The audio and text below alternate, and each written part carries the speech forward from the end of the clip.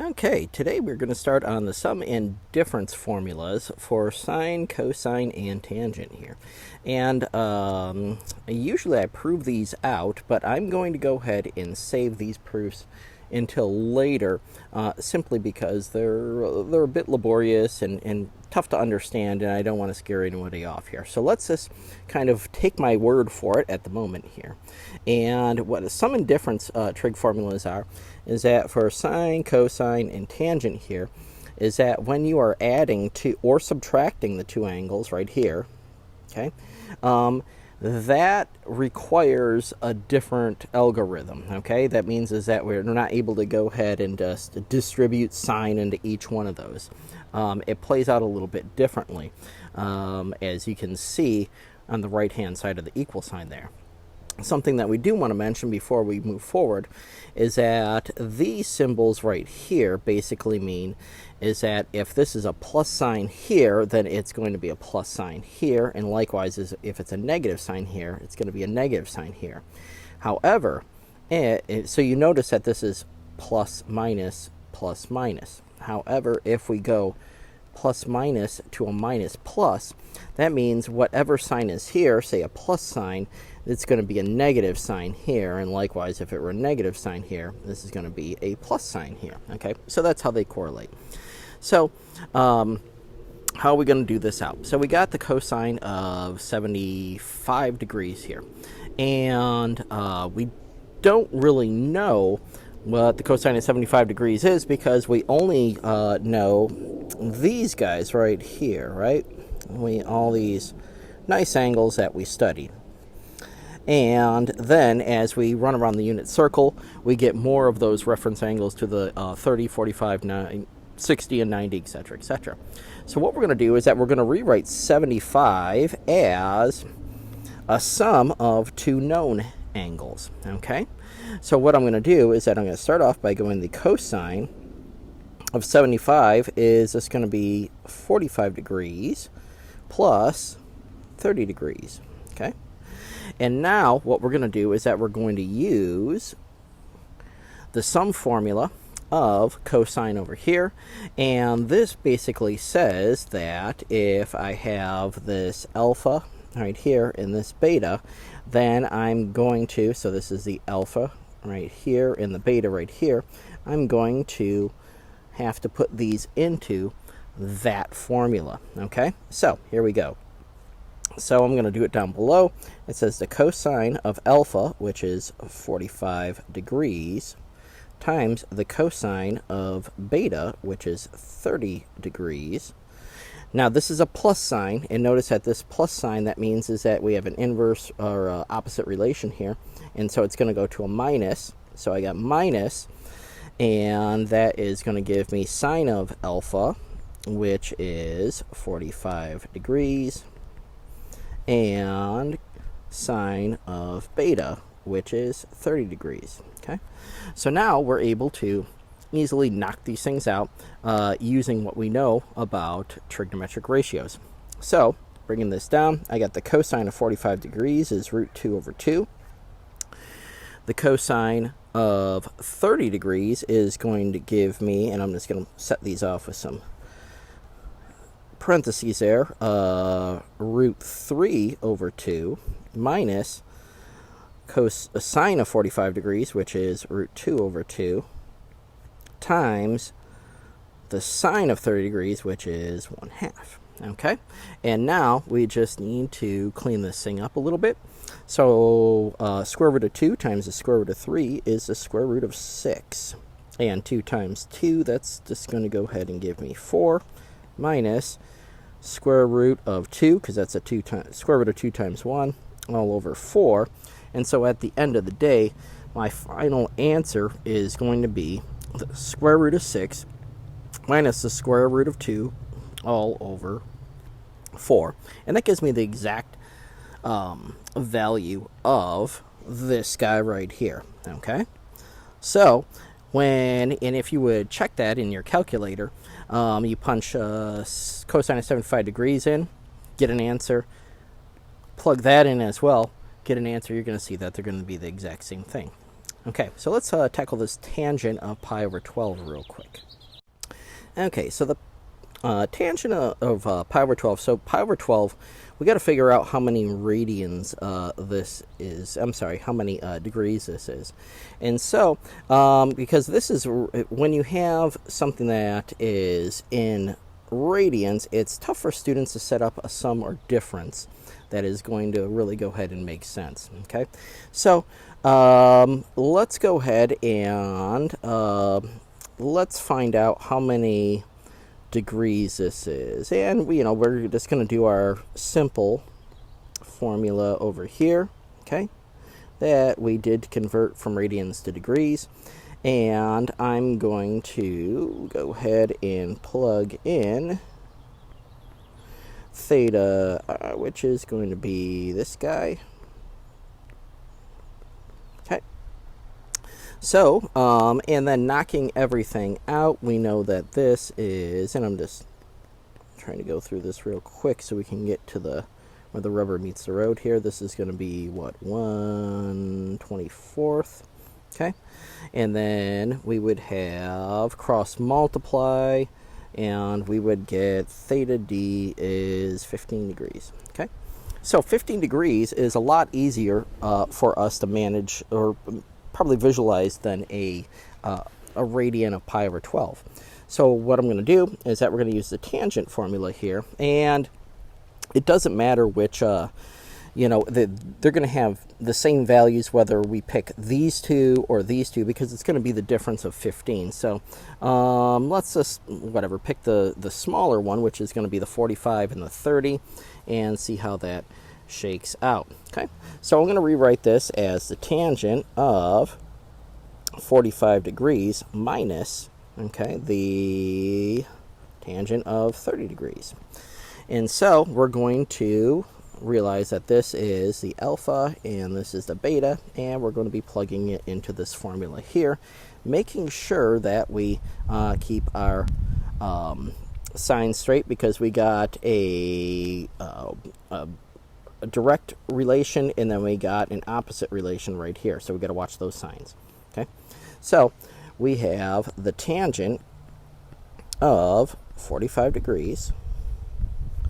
Okay, and since this is a minus sign, since that's a minus sign, it's going to be a minus right here. Tangent of 30 degrees. Okay, 1, and since that's a minus sign, this is going to be the opposite relation, so that's going to be a plus. So we got plus tangent of 45 degrees times the tangent of 30 degrees. Okay, oops, I'm just going to do it out like this, get it less confusing. Okay, so let's start cleaning this thing up. So we got the tangent of 45 degrees, which we know is 1, okay, minus the tangent of 30 degrees, which we know is going to be root 3 over 3, all over 1 plus the tangent of 45 degrees, which is going to be 1, times this guy again, root 3 over 3. Okay, so now we have this right here, and we got to clean it up a little bit. There's going to be some arithmetic that is going to go along with this, so stay tuned real quick as I write this out. Okay, so we can't have square roots on the bottom, so that means is that we're going to have to rationalize. So I'm going to make some room here.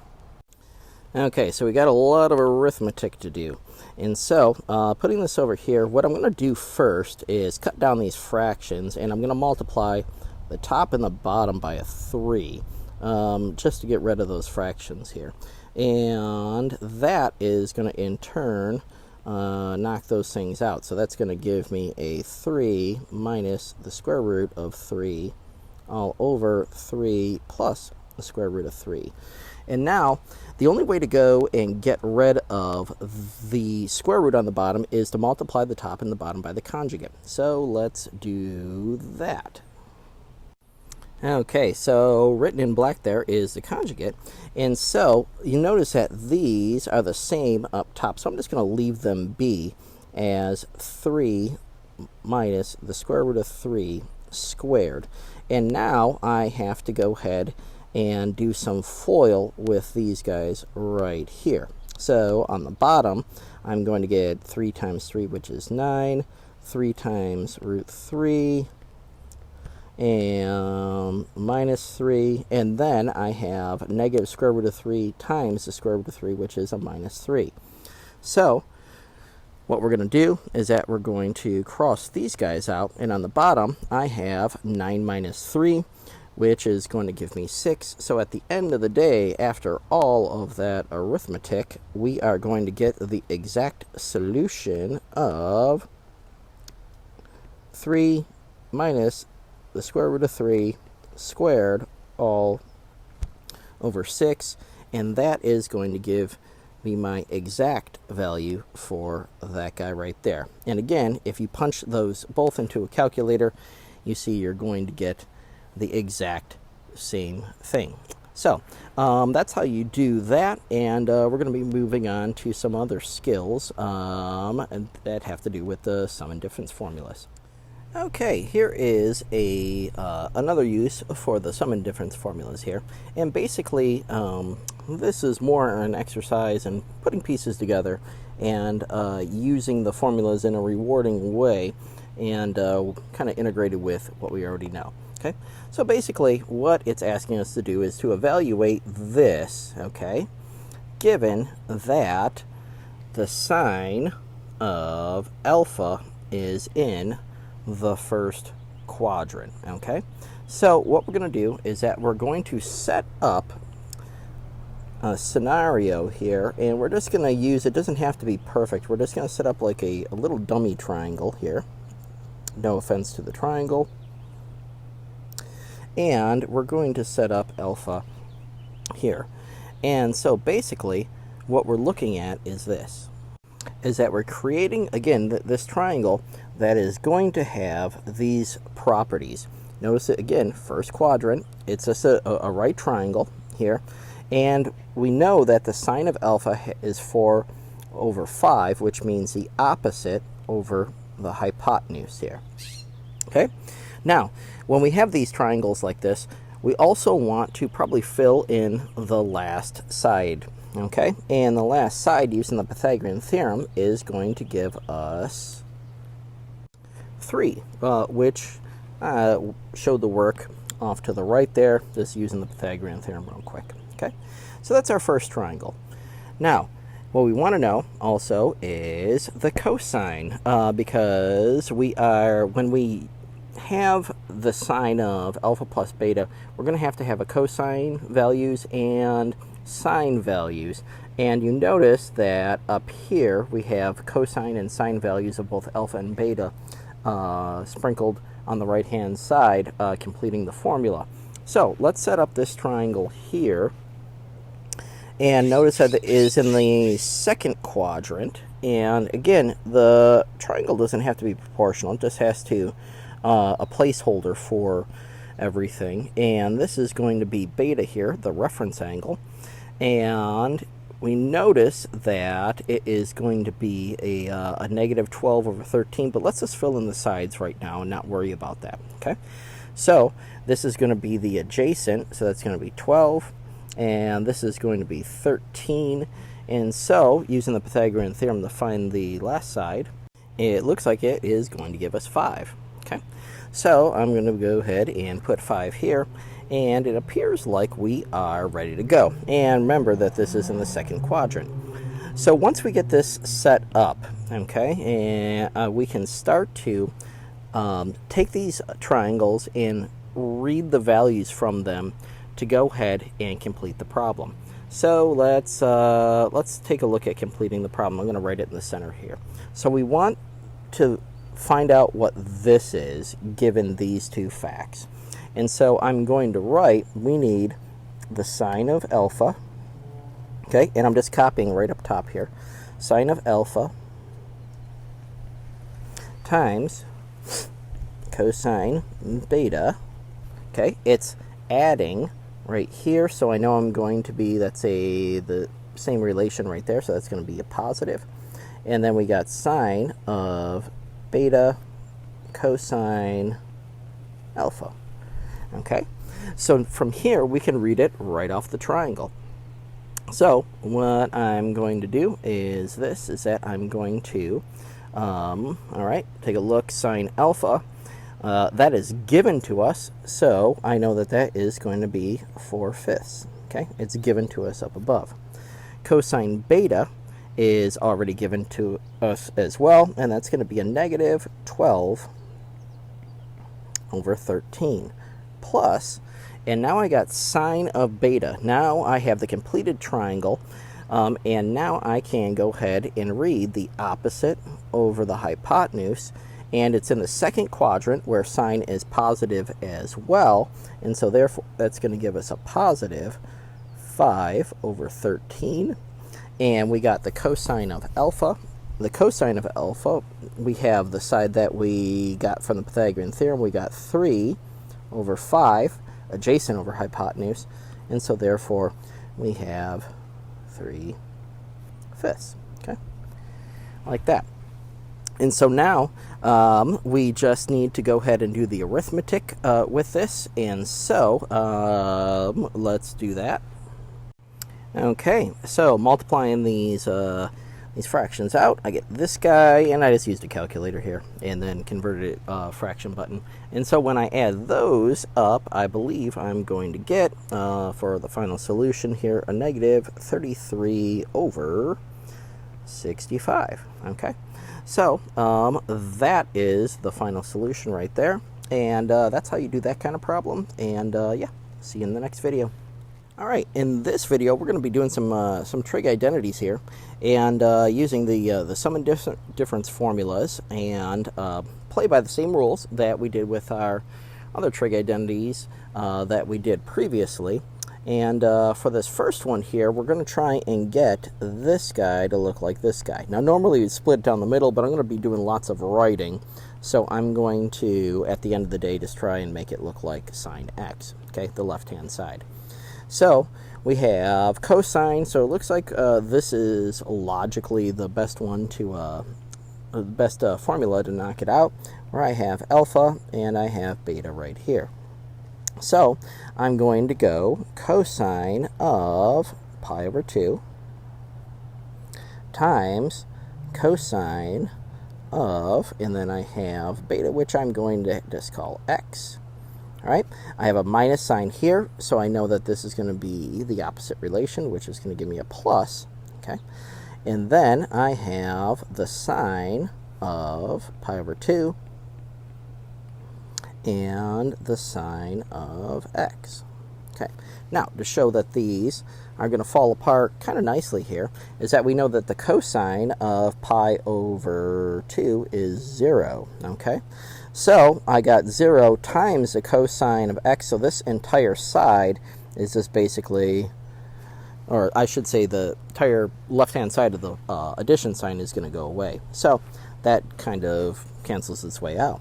And we know that the sine of pi/2, or the sine of 90 degrees, is 1, so I just have 1 times sine, which at the end of the day, I just have sine x. Okay, so that's kind of an easy one.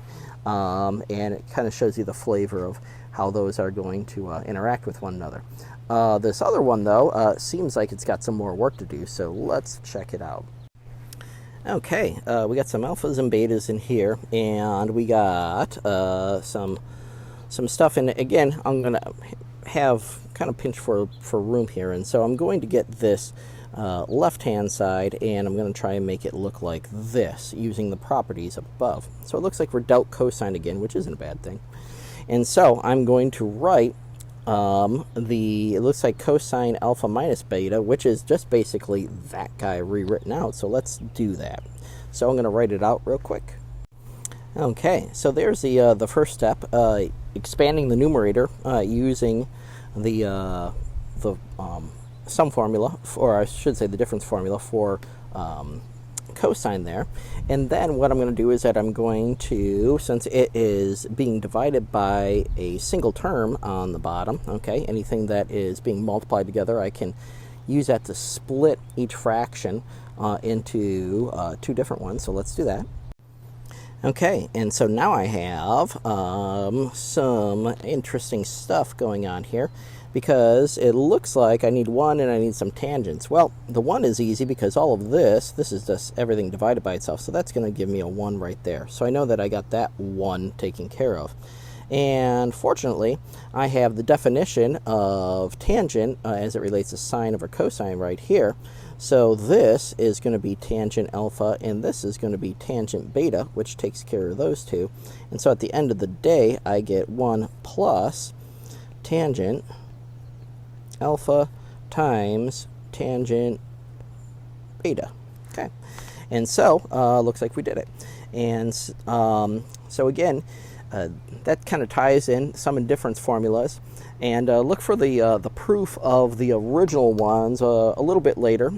It's pretty complicated, but it's very interesting. And so it looks like we are moving on to this business of the double angle formula. So I'll see you in the next video.